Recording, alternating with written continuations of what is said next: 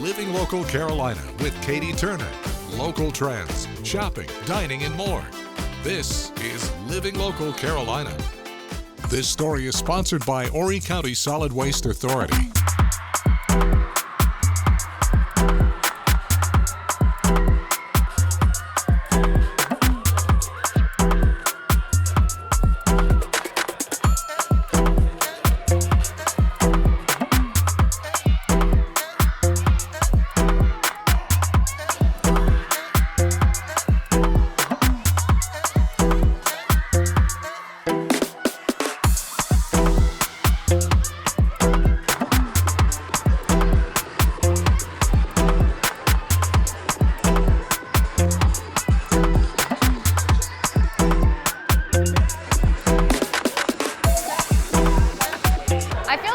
Deja vu here because we are back at Conway Elementary School this morning. I'm with Bailey. You're from Coastal, right? Yes, I'm from Coastal Carolina. What do you do at Coastal that has to do with recycling? So I am in charge of the recycling and the composting at Coastal Carolina. Okay. And so we work very closely with the Solid Waste Authority, and we've come to see the winners for this month's trash and talking trash. I love it. Doesn't it make you feel good to see recycling and sustainability start at such a young age? It does. I'm so excited to see them all, and I'm very excited about this whole program.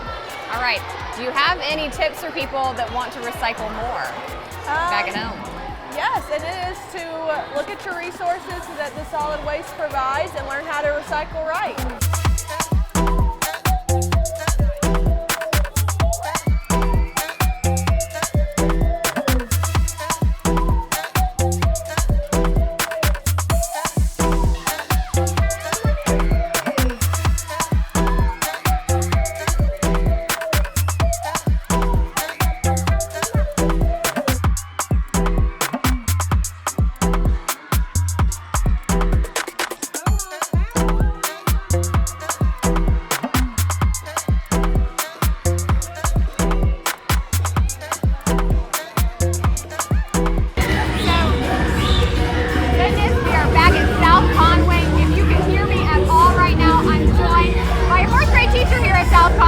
How are you doing today? I am doing great. Oh my goodness. Okay, it's been wild in here, but it's so much fun whenever Talking Trash comes by. You've got some of your kids behind us right now. What is it like for them every time we come back? Talking Trash is so exciting for the kids. They love to dance, they love to party, they love when Kona Ice comes and they get to get all the free prizes and rewards from all of their hard work, learning how to recycle and save our earth. Absolutely. And you actually got to participate in a teacher game today. Yes. I know the kids encourage y'all to do those, and it's always so fun to watch. The kids really cheered me on. I have a softball player. She gave me some hints, but unfortunately, my newspapers did not all go in the bin. But I celebrate my team member for doing an awesome job. Love it.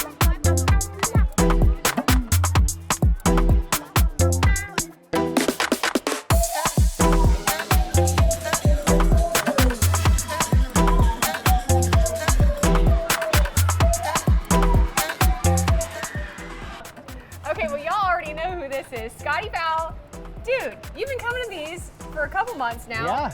What do you love about Talking Trash? First of all, I just want these kids' energy. I mean, if I could bottle that up and take it throughout the day, but it's really cool to see kids get involved in their community and really recycling.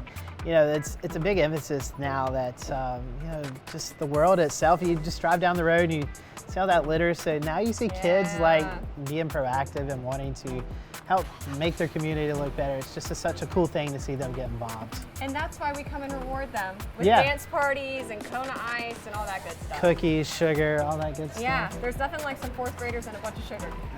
You think we could get in on that? I mean, I think so. I haven't got any Kona Ice yet, have you? We're gonna make this happen today. We need to. We're gonna get you a Kona Ice. Yeah, I need that.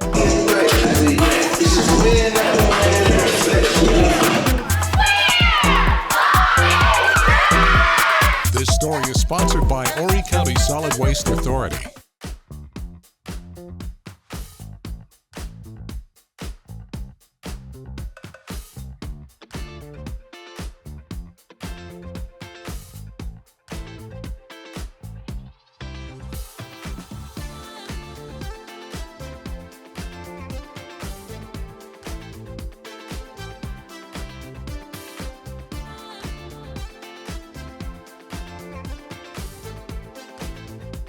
We'll be back right after this break with more Living Local Carolina.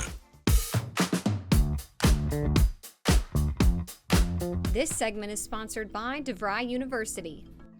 Well, thanks so much, ladies, for coming on the show today. I'm joined by Lynn Dome and Scarlett Howery from DeVry. How are you guys doing? Great. Thank you. Lovely. Okay, we're talking about women in tech and what that looks like, trying to build a career and the challenges that many women have been facing for decades now. You guys are the experts. Tell me, Lynn, what do you think people should know when they are looking to go into a career in tech? Well, we believe in the value that women bring to industries that require digital talent.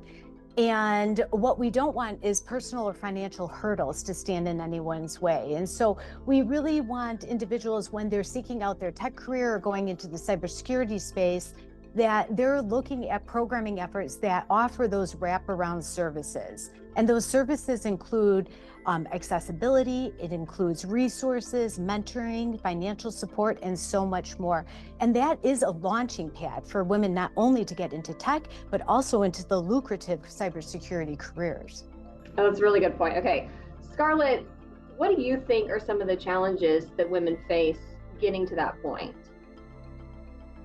Yeah, if I think about what DeVry does to support women, it will allow me to think about what some of those challenges are. We know that women need to have accessibility. They need to see themselves in the career field. They need to make sure that it's affordable and they have the time to get the skills that they need in order to break into the industry.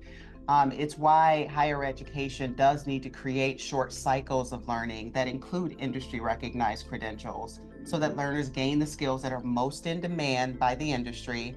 And then once they gain those skills, they're able to immediately be productive with their employer.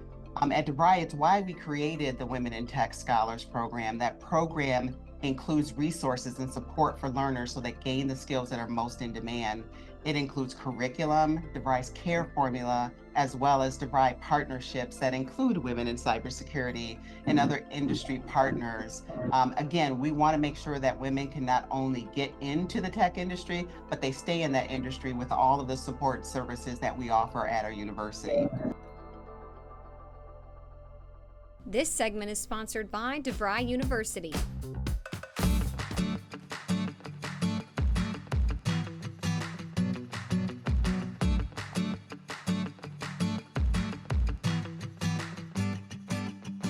Well, today we are getting messy. I am at Studio 4319. I'm with Michelle. How are you? Good, thanks. How are you? I'm doing a lot better now that I'm here, if I'm being honest. Great. Well, We have had so much fun this afternoon. We have been creating and getting messy, and this is what you do every day. Every day, all day. All the time. It is my favorite thing ever. Tell me about your job and what you do. Well, we have, it's an art studio, art playground. We have classes from 18 months all the way up to adult classes, 18 months to 101. We teach Mommy and Me classes. All of our classes are process-based art. So that means that we're not focused on the end result. We're about the process. So even with the kids, they get really stuck on that. It has to be perfect. But when you take that pressure off and say we're just focusing on the process, it takes away that perfectionist feeling and that, it's okay if it doesn't look amazing at the end because everything that happened in the process was so much better. That's the art. Yes.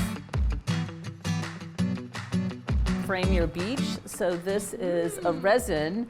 And we used a variety of supplies. We have shells, this is some kind of jewelry string, and then epoxy resin is something that you would normally see that people are doing in molds. They go on the tumbler cups now.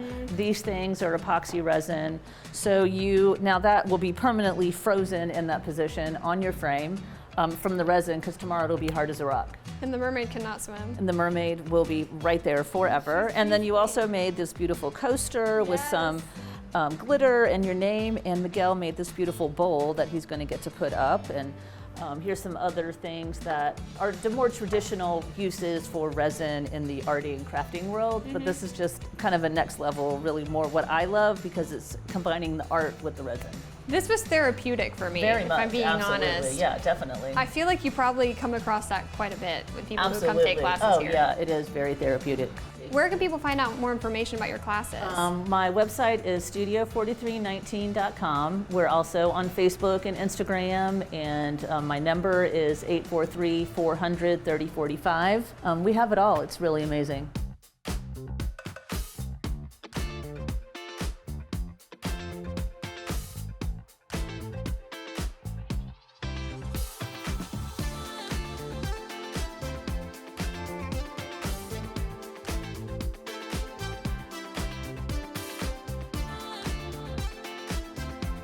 We'll be back right after this break with more Living Local Carolina. Well, thanks so much for joining us today here on Living Local Carolina. I've got a really special story today. I am joined in studio by Michelle Apple. Michelle, how are you doing? I'm doing fantastic. Thank you for having me. I'm so excited to share your story. Let's go get right into it here. So I'm actually this week, a 5-year breast cancer survivor. Congratulations. And thank you. And for many breast cancer patients, that's a huge milestone. So my journey started when my diagnosis actually got missed. I had a lump under my armpit, and I had to, obviously get a mammogram, standard stuff, and unfortunately they came back and said everything's fine, go on with your life, it's just a lymph node. And my mom got sick with bile duct cancer, I ended up taking care of her, and I got shingles. This ended up growing. I still ignored it because I thought, they did the mammogram, the doctor came back and said everything's fine. So when she had passed, I then got finally checked up and found out that I ended up being stage 3, 23 lymph nodes were cancerous. Full mastectomy, chemo, radiation. And so, the journey is very long, and many of us are still on medication now.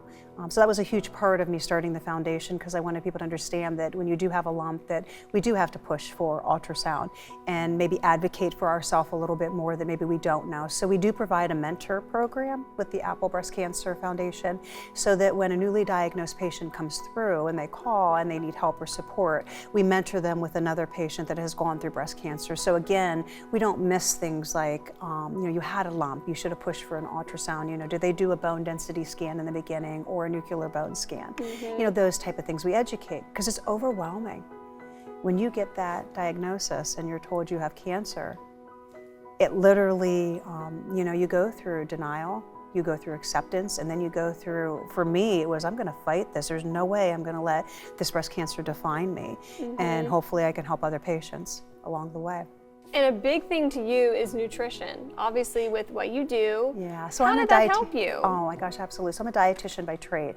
And I tell many patients that it's so important as you go through this journey that you find a way to take care of yourself, because you're putting chemo, which is really literally poison in your body to kill the cancer. So I fought it back with things like fruits, vegetables, juicing, using other counteractive parts so that I could, go in there and say, my gosh, I feel better by doing more fruits, more vegetables, eating a healthier lifestyle, which I did before, because people would say to me, Michelle, you're a dietitian, you work out, you take care of yourself. How did you get breast cancer? I said, breast cancer does not discriminate, but what I can tell you, and I tell, all your viewers, take care of yourself so that when something comes along like breast cancer, that you can fight it and you're strong enough to fight it. So I had no other underlying conditions besides the fact that I had the cancer. So I was able to fight it pretty good. Let's talk more about the fight. And that brings us to the bag that you're holding right there. You're able to really pay this forward now and help patients that are going through the exact same thing that you did. Yeah, so I wanted to educate, advocate. Our foundation helps with medical bills and travel expenses. And then the other special thing we do is the comfort bags. And why these are so important, I got a comfort bag as I was going through my treatments, and it contains things like a blanket, a message of hope. And then the message of hope that we did last year was from 7th and 8th graders. They actually drew pictures and they wrote messages, just simple things like, I'm thinking of you.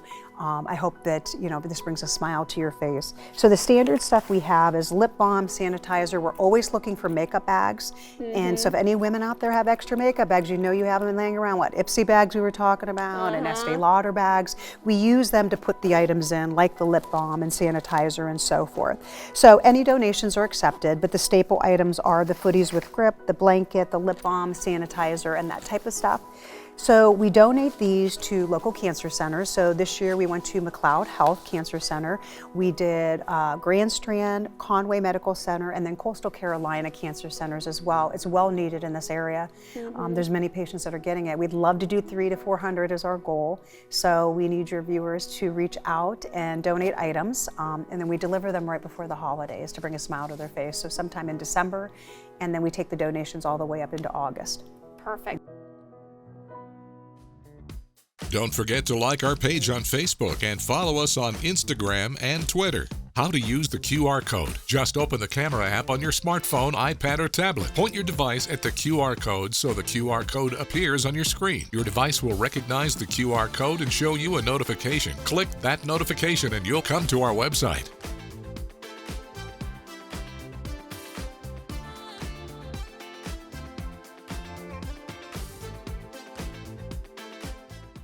Living Local Carolina, weekday mornings at 9:30 on WBTW News 13.